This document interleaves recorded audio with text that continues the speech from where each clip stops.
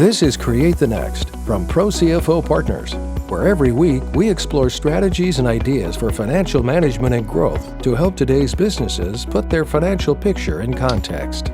Welcome back to Create the Next. I'm Chris Bintliff, and I have with me today my good friend Tom Kenter is back. And Tom, if you remember last time we were talking about kind of change management, you had this great acronym for us, the CAST system. I'll let you retouch on that.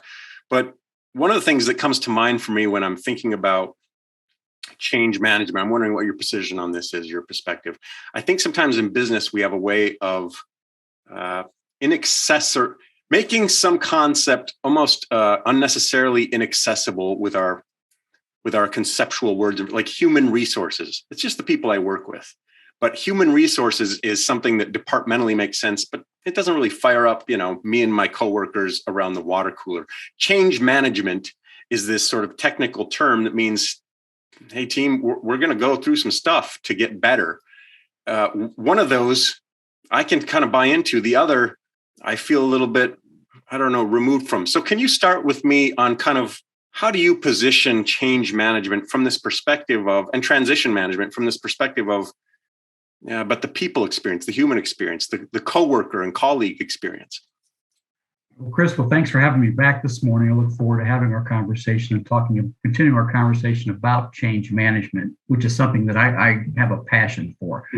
So in our last go around, we talked about change management versus transition management, where we talked about change is situational, whereas the transition piece is psychological. So in the first thing we talked about creating the cast, the group of characters we need to impact as part of that transition.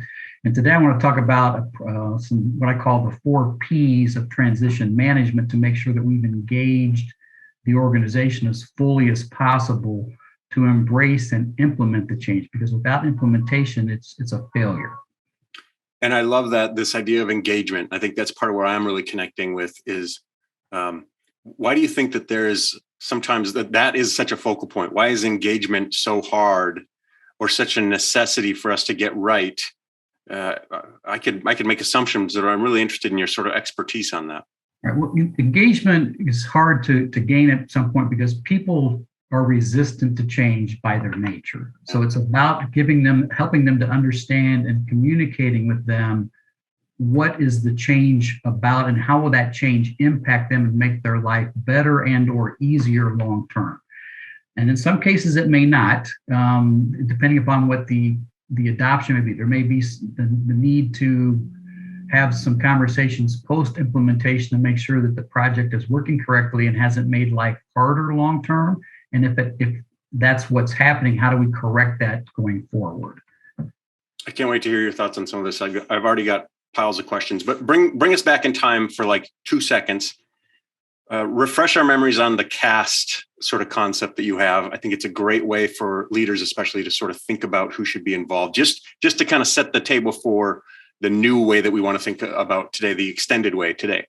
Okay, so the CAST, as we refer to, is the acronym I use to talk about the 4 groups of people that typically are impacted and need to be involved in a change initiative and make that transition happen.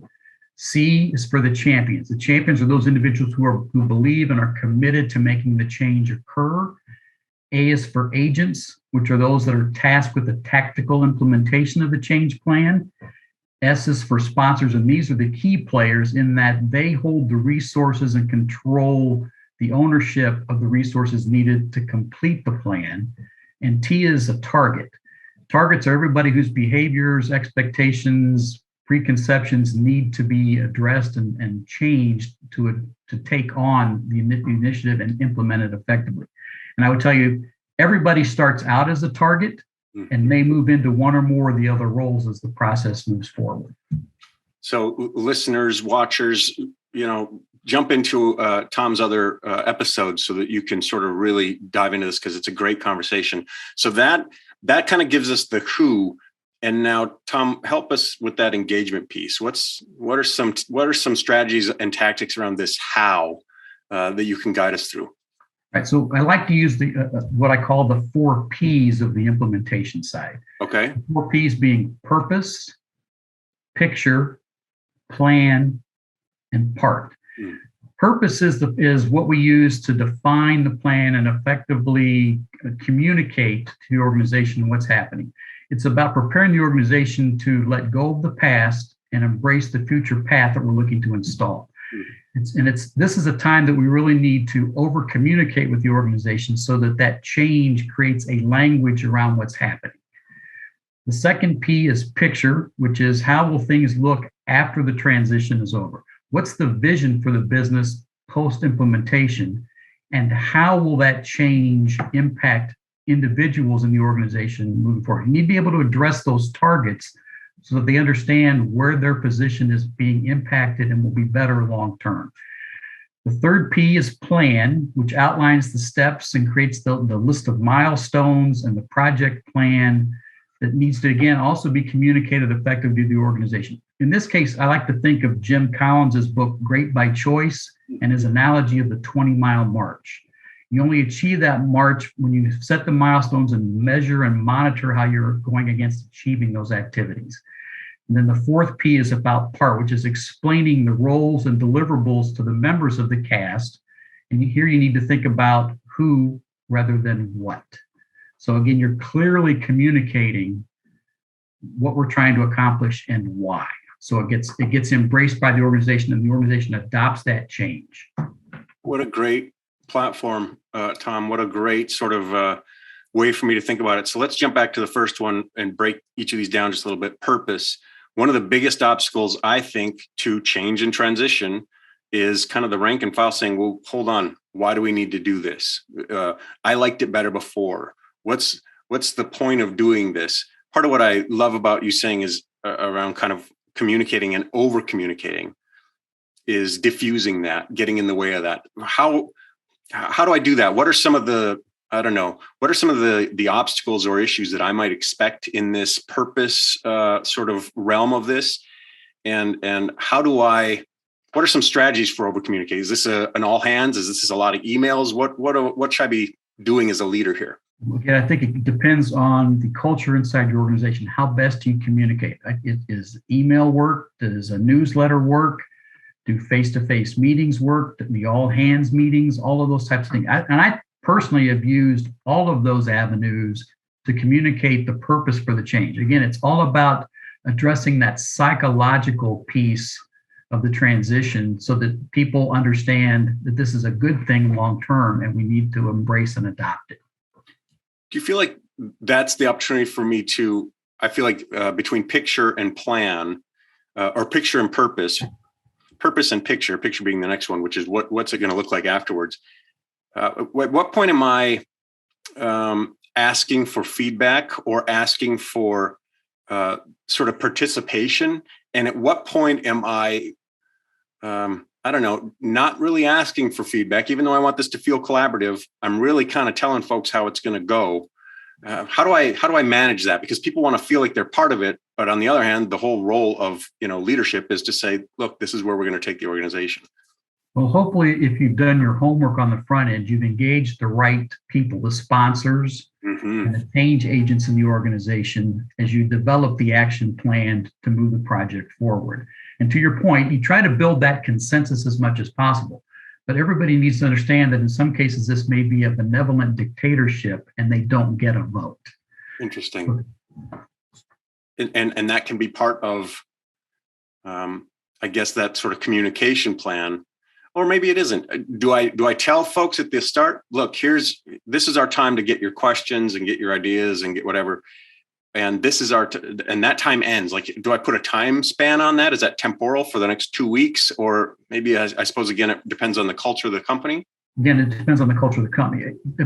And how broad is this change to the organization? Is it going to affect one department? Am I putting a new IT system in to handle the accounts payable group?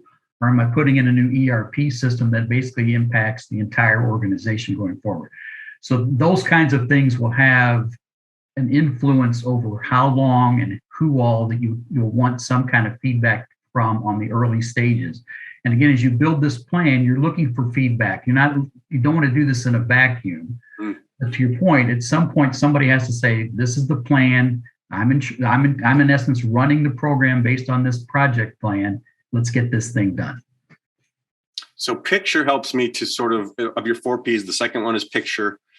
That's here's what success looks like, or here's where we're headed.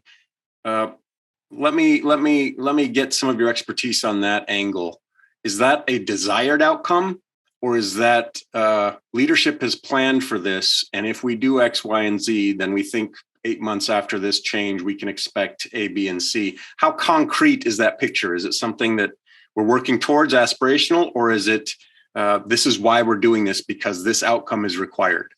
I think it depends on what the project is. There are those cases where the project may be dictated by changes in legislation that come out, new laws force us to make a change, or it can be aspirational to take the organization to a different level. To me, the picture piece is focusing on creating the environment and creating that vision that drives the communication and creates a common language so everybody's speaking about the project is talking along the same terms. I love that. And I think that's an utilized and underestimated point of importance in businesses, is developing a common vocabulary. It's so often where some team or group of people has more information or more insight than somebody else. And that already starts to create friction and disengagement if somebody's feeling left out of this process. I really love that idea of collaboratively figuring out, here's what we all mean when we talk about this. In some ways, Tom, this can improve a department or a team or a company culture, doing this the right way. Do you agree? I definitely agree. I think organizations have to be able to adopt change all of the time. There's always change occurring, either in the marketplace, like I mentioned, the legislational changes that bring new laws into play, new competitors entering the market, whatever it may be. There's always change happening in the environment you're playing in. And if you're unable to adapt to that change and take it and hold it and move it forward, then you're going to be left behind, and then you're going to be out of business long term. Which really gets into that sort of purpose. Why are we making this change? In some ways, it's, as you point out, look, we've got external forces at work, legislation, for instance, that is requiring us to do A, B, and C, or we've got market dynamics or competitive dynamics at work that mean for us to succeed in the way we want, we need to make these changes. And I love this is all kind of coming full circle. If we can get that right, the communication and that purpose, people can already identify or understand, okay, well, that part I can wrap my head around. Right.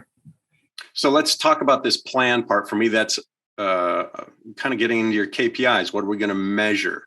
So your sort of example of an ERP might be what? Adoption, or by month one, we want this small team to have done whatever, or we're going to pilot this. Talk to me about what some of those plans might involve. Well, it's about, again, establishing what the milestones are and creating clear accountability over who owns the milestone achievement. So are we putting in a new ERP system? So let's say that the procurement team is on the front end of that because they need to get the system up and running and get the part numbers loaded, the resources that are coming in, what are the vendor files, all that activity. So we would measure that says that's the first step. The second step might be bringing the AP team on to be able to process the AP using the new ERP system that procurement has set up that flows as the system feeds the information through the chain. In my experience, I'm very interested in your experience, this part can get fragile for companies because there's a lot of energy and enthusiasm, positive or negative. There's a lot of energy around the purpose and the picture. Wow, what? We're going to change, or yes, we're finally going to change. And hey, here's what it's going to look like on the other side. But this part where we get into kind of the mechanics and the minutia, that accountability, it's really easy for deadlines to slip. It's really easy for some other priority to jump ahead of wherever. It's really easy for our best laid plans to fall apart. And pretty soon this big idea just kind of dissolves into something far less kind of potentially capable than it was. Do you agree? Is this part more difficult? There is that danger in it. And that's why when you go back to the cast, you go to that S, the sponsors, and they're the key people because they're the ones controlling the resources we're using to achieve the objective. So this is where you use that influence. And to me, it's about focusing on the impact that we're trying to achieve. It's about influence and results versus not necessarily command and control, because you may not always have command and control over the resources you need, but you need to be able to influence and drive the change that you're looking to achieve long term. Oh man, that is awesome. Influence Say it again, influence and influence and results over command and control. If there's one thing for us to take away, let's take away that. Influence and results over command and control. That's excellent. This is a genius system you put together, Tom, where I love how some of my questions you're able to come back to the cast system and say, well, if you've already done this, that part becomes self-evident. That's what we want. We want to systematize change and transition. We don't want it to be vague and convoluted and sort of reactive and invented as we go and improvising. Right. I also think another key component of the plan portion is you need to celebrate and the achievements and the wins as the project moves along. Small as they may be, you need to celebrate them so that it helps to build that momentum for the change initiative long term. That's excellent. Let's talk now about this part. And I like that this is where we're kind of explaining who's doing what, and we're talking think who rather than what. Do I really need to have kind of mastered that cast sort of system, put that into place, really have a clear understanding of that before part can become successful? I think you need to understand the cast and understand where people are in that acronym so that you're deriving the information flow appropriately in the part, because the part piece is about closing the loop with people. It's about building the coalitions. How do we get things done? How do I exert the influence over the authority? And then how do I help identify the key interfaces with the other people that need to be involved? Tom Kenter, so let's walk me back through the 4 Ps so that I can just put those deep into my ingrained in my head, tattoo it on my arm. What are those 4 Ps again? 4 Ps are purpose, picture, plan, and part. And we're looking for results. We're looking for influence and results, not command and control. And one of the things that you've said to me before that I feel like is a great sort of bookend on this is the definition for you of transition is change plus human beings. And if we can remember those 2 things, change plus human beings, man, it puts all of this into the right perspective. I believe it does. And you know what? If you're out there, you're an organization that is either going through change or you need to, and you don't even really know what that means or how to get it done. As you can hear, Tom has figured this stuff out. And I love, Tom, that we've got this great sort of 1-2 punch now of the cast and now the 4 Ps. And I can't wait to think of or to talk again about the next genius acronym abbreviation thing you've got up your sleeve to help us better improve our ability for change management. I really appreciate your time today, Tom, and your generosity with your expertise. It's great to see you again.